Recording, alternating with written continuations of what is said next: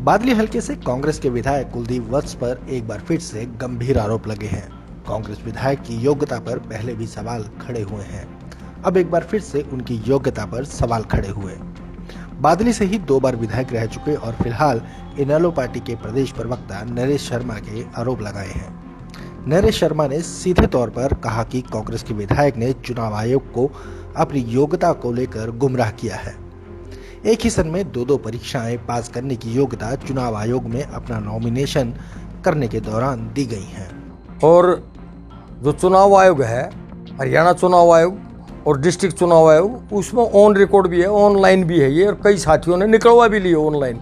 तो मैं ये बताना चाहूँगा कि हमारा भी दायित्व बनता है कि इस तरह के जो लोग जो प्रदेश की या जनता की या बादली विधानसभा की आंखों में धूल झोंकने का और चुनाव आयोग की आंखों में धूल झोंकने का प्रयास कर रहे हैं, तो उनको बेनकाब अगर नहीं करेंगे, आज हम आवाज़ नहीं उठाएंगे, तो विश्वासघात हो जाएगा जनता जनार्दन मतदाता भाइयों के साथ।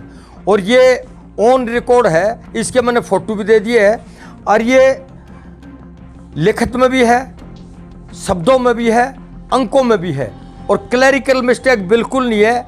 10+2 और 2014 में माननीय विधायक महोदय डॉक्टर भी थे और 10+2 भी थे, और अब जो 2019 में फार्म भरा है उसके अंदर डॉक्टर की डिग्री भी खूगी और 10वीं पास रह गए। और हकीकत ये है कि इसकी जो एजुकेशन है 1992 में 12वीं पास होगी, 1992 में डॉक्टरी होगी, 1992 में मैट्रिक होगी। ये तो बुलेट ट्रेन हिंदुस्तान में आई नहीं, वो सपना था, लेकिन इसने साकार कर दी। इसकी एजुकेशन तो बुलेट ट्रेन से भी ज़्यादा स्पीड से चली। तो इस तरह के ये जो पाखंडवाद और झूठ का जो पुलंदा पेश किया जा रहा है, ये जनता जागरूक हो चुकी है, और ऐसे लोगों के लिए कोई जगह नहीं है। 5-7 मस्टंडे पकड़ना और उनको आवारागर्दी कराना और फैक्ट्रियों में मंथली मांगने जाने के लिए। अरे एमएलए का कोई दायित्व ये थोड़ी है कि फैक्ट्रियों में जाकर धमकी देकर मंथली मांगेगा, भट्ठों पर जाकर धमकी देकर मंथली मांगेगा, बिजली भट्ठे पर जागा, तहसीलदार को सस्पेंड भी करवा दिया और पैसे लेगा, बहाल भी करवा दिया। शिकायत तो कोई भी एमएलए कर सकता है, जनप्रतिनिधि उसकी सुनी जाएगी। लेकिन ऐसा क्या साफ सूंघ गया कि खुद ही उसको फिर पावर दिलाने के लिए चले गए। तो इस तरह के ये छुट भैया नेता है, इन पर बात करना भी मैं ये कहूँगा कि इनको बढ़ावा देने की बात है। सच्चाई सामने आ चुकी है और बादली विधानसभा की जनता भी जागरूक होगी, उनको पता चल गया। काट की हांडी एक बार चढ़ती है, बार बार नहीं चढ़ती। वो जो चढ़ चुकी है वो जल चुकी है, वो नष्ट हो चुकी है।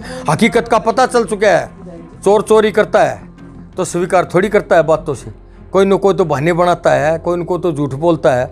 लेकिन ये मैंने तो आपको ऑन रिकॉर्ड दिखा दिया है कि ये शब्दों में भी है, अंकों में भी है, प्रिंट भी दिखा दिया, सर्टिफाइड कॉपी भी दिखा दिया, अधिकारियों के मोहर साइन भी दिखा दिए, उसके खुद का स्वीकार किए। और ये शपथ पत्र है, इसको मैं होशो हवास में ये शपथ पत्र दे रहा हूँ। इसमें लैंग्वेज होती है, ये वकील फार्म भरवाते हैं और वो पढ़ कर भी सुनाते हैं, पूरा स्वयं भी। असल में तो अनपढ़ को तो खर अंग्रेजी में ये पढ़ना नहीं आया होगा, लेकिन जो उनके एडवोकेट होंगे उन्होंने ज़रूर पढ़ के सुनाया होगा और वो इन बातों से सहमत है। ये क्लरिकल मिस्टेक बिल्कुल नहीं है, ये सरासर झूठ का पुलंदा है जो उन्होंने बोले। यार बादली विधानसभा और चुनाव आयोग की आंखों में धूल झोंकने का सरासर ये प्रयास था, जो पाप का गड़ा भर भी गया और उसका भांडा फूट जाएगा कोर्ट खुलने के तुरंत बाद। खैर अब देखना होगा कि इस पूरे मामले में आखिर क्या कुछ निकल कर आता है, क्योंकि लगातार विधायक की डिग्रियों को फर्जी बताया जाता है। यहाँ तक कि यह भी आरोप है कि विधायक अपने नाम के आगे डॉक्टर लगाते हैं। ऐसे में एक 10वीं पास इंसान आखिर कैसे डॉक्टर की उपाधि प्राप्त कर सकता है।